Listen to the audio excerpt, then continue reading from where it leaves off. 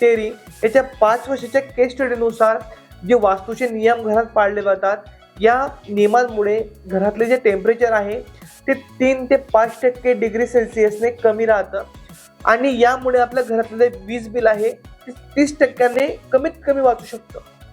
आपण या व्हिडिओमध्ये बऱ्याच गोष्टी स्टडी केल्या.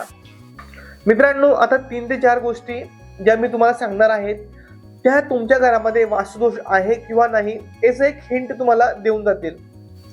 तुमच्या घराचा मुख्य दरवाजा हा कोणत्या दिशेला उघडतो हे तुम्हाला माहिती आहे किंवा नाही?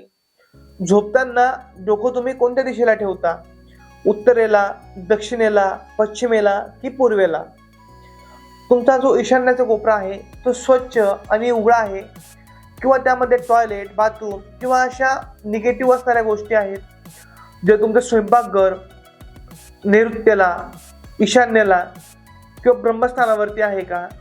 तुमच्या घराचा मध्यभाग रिकामा आहे की तिथेही तुम्ही क्लटर ठेवलेलं आहे? जर या क्वेश्चन पैकी 3चे उत्तर तुमचे नाही असेल तर होऊ शकते की तुमच्या घरामध्ये एक वास्तुदोष असेल.